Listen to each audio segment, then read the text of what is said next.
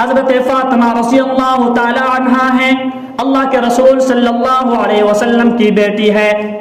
اللہ کے رسول صلی اللہ علیہ وسلم نے حضرت فاطمہ کے بارے میں فرمایا کہ سیدۃ النساء فاطمہ الزہرا، فرمایا تمام جنتی عورتوں کے سردار یہ فاطمہ ہے۔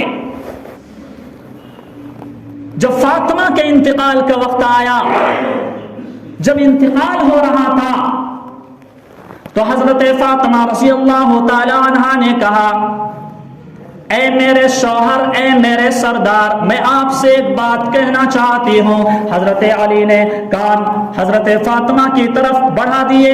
حضرت علی نے کہا کہیے آپ کیا کہنا چاہتی ہے؟ اے اللہ کے رسول صلی اللہ علیہ وسلم کی صاحبزادی، اے امت کی ماؤں کی شہزادی، آپ کیا کہنا چاہتی ہے، کہیے۔ حضرت فاطمہ رضی اللہ تعالی عنہ نے کہا کہ جب میرا انتقال ہو جائے، جب میرا انتقال ہو جائے، جب میرے جسم سے روح نکل جائے، جب میری موت ہو جائے، فرمایا کہ میرے جنازے کو قبرستان رات کے وقت میں لے کر جانا، اور مدینہ منورہ میں اعلان مت کرنا، کسی کو خبر مت دینا، میرے جنازے کو کندھا دینے والا تم اور حسن و حسین اور ایک صحابی حضرت ابو ذر غفاری رضی اللہ تعالی عنہ ہے۔ فرمایا ان چاروں کے علاوہ کوئی بھی نہ ہو میرے جنازے میں، میرے جنازے کو کندھا دینے والا۔ حضرت علی رضی اللہ تعالی عنہ نے کہا اے فاطمہ، تو اللہ کے رسول صلی اللہ علیہ وسلم کی بیٹی ہے اور جنتی عورتوں کی سردار ہے، میں تمہاری وفات کے بارے میں، تمہارے انتقال کے بارے میں پورے مدینہ منورہ میں اعلان کروں گا۔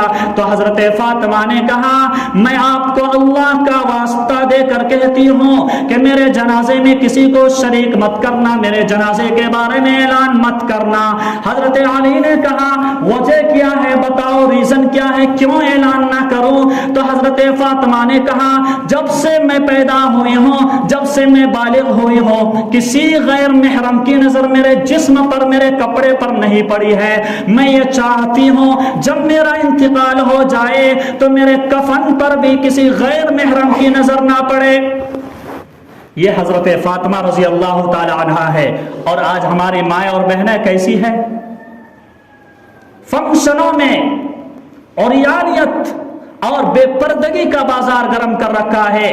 اور آج کل کے مرد حضرات بھی تو بڑے سمجھدار اور ہوشیار ہے کہ بازار میں عورتوں کو بیچتے ہیں، مرد گھر میں رہتے ہیں۔